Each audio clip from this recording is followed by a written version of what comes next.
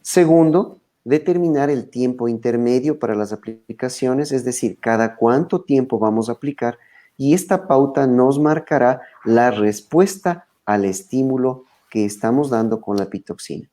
Y por último, un objetivo que ha sido añadido en este último año es establecer los espacios de reposo terapéutico.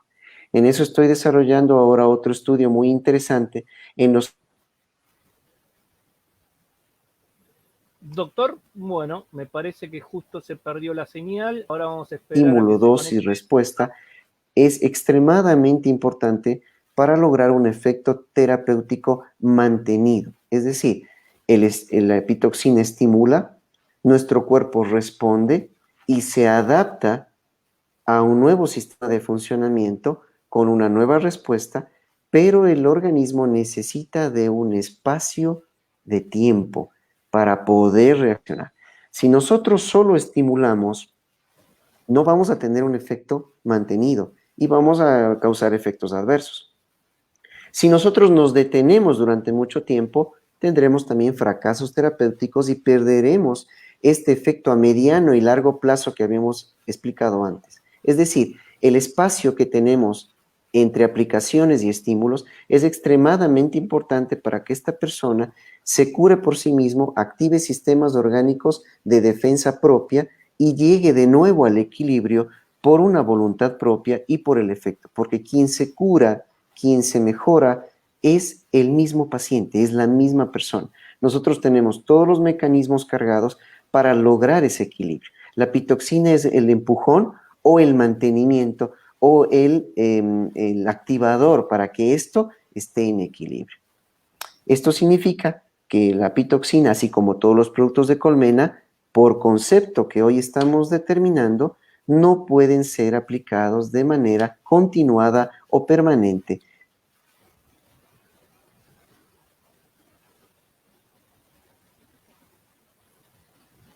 Bueno, se nos Podría fue estar el doctor, estamos teniendo afectado. ahí, lo ¿Estamos vamos a mejor? conectar, ahí sí, se había cortado 10 segunditos nada más, así que continúe, doctor. Muy bien, establecer los espacios de reposo es primordial, como había indicado, porque es extremadamente necesario que la persona determine eso.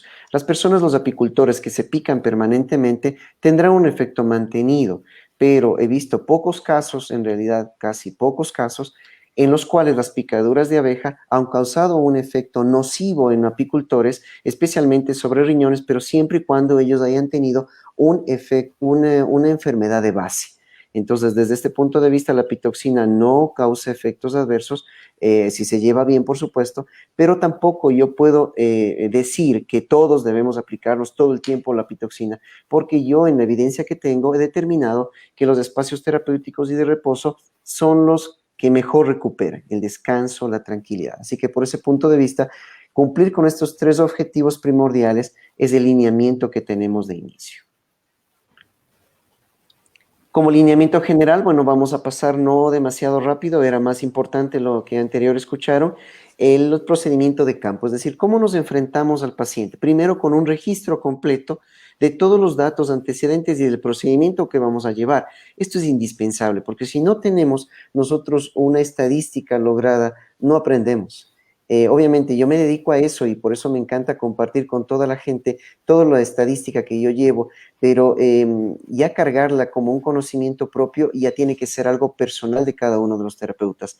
Segundo, una identificación de las contraindicaciones, precauciones y factores de riesgo, como habíamos visto antes, identificar qué problema puede haber para yo adelantarme al proceso y evitar causar un inconveniente. Entre eso, una determinación de la alergia, para eso hay algunas pruebas que están ahí indicadas, la IgE, la triptasa sérica, los antecedentes de hipersensibilidad o alergia, una intoxicación alimentaria o algún alimento que comió antes del uso de la pitoxina o un medicamento que esté utilizando antes del tratamiento con la pitoxina o durante el tratamiento, las interacciones con estas medicinas, el historial de consumo de bebidas, de alimentos, las actividades previas, la base emocional, una persona que llega contrariada, fastidiada, que ha tenido problemas e inconvenientes en su casa, pues una persona que no está receptiva a un tipo de terapia, y ahí funciona la sexta, la vibracional, que habíamos hablado, un efecto cuántico en el cual la pitoxina, por más tolerante que sea, le va a causar un efecto adverso, no va a tolerar bien y le va a causar inconvenientes. Y otras variables atmosféricas como ritmos lunares, circadianos, la hora de la terapia, en eso la medicina tradicional china nos da que los órganos tienen un horario de funcionamiento, y eso debemos tener cargado en nuestra mente, en especial cuando estamos empezando la inducción, la pitoxina, el uso de dosis mínima, o cuando tengamos algún inconveniente que deseamos resolver, pues aplicaremos en horarios especializados, y esto le va a dar y conferir a la pitoxina y a la apiterapia un efecto terapéutico de adición. Va a ser más efectiva que si no aplicamos en otros horarios. Y obviamente el diagnóstico no es una variable principal, porque con los mecanismos anteriores dilucidados no funcionan solo en una enfermedad como artritis o artrosis o migraña o esclerosis o tendinitis o mialgias o cáncer o sida o algún otro problema, sino que funcionan en todo el ámbito, porque nosotros no curamos enfermos ni enfermedades, curamos personas, seres humanos con conocimiento y con estructura, que enfermaron y que tiene un nombre y apellido ese diagnóstico, sí, pero que nosotros tratamos de considerar al ser humano como principal agente de nuestra acción. Siguiendo con los lineamientos generales, vamos a tener un tema de seguridad. Repetir pruebas de sensibilidad antes de cada aplicación es extremadamente importante. Antes decía que la prueba de sensibilidad se hace una sola vez y se olvida y no pasa nada. Pues ahora determino, con estos mecanismos de acción dilucidados y explicados antes, que las pruebas de sensibilidad se deben hacer cada vez que llegue la persona a hacerse la pitoxinoterapia. Los protocolos de primeros auxilios deben estar siempre activos: el oxígeno, el traslado, los medicamentos para poder auxiliar en el caso de que exista algún inconveniente, siempre deben existir, nunca los vamos a usar, y si es que hacemos las cosas bien, nunca los necesitaremos usar, pero hay que tenerlos, eso es extremadamente importante, porque deben estar presentes siempre. Identificar hipersensibilidad tardía, es decir, reacciones adversas que aparecen luego de que el paciente se fue de nuestra consulta, inclusive 7 días después. En las listas de apiterapia de Latinoamérica y todo habían presentado un caso de una reacción de hipersensibilidad no vinculada al sistema inmunológico, sino de origen indeterminado, que existe en pequeñas cantidades, pero existe, y que aparece como unas vesículas en la piel y que generalmente dejan manchas que duran meses o años en retirarse después del uso de la picadura de abeja, inclusive de los inyectables de apitoxina. No he visto esos casos en vía oral, ni tampoco en fonoforesis ni electroforesis.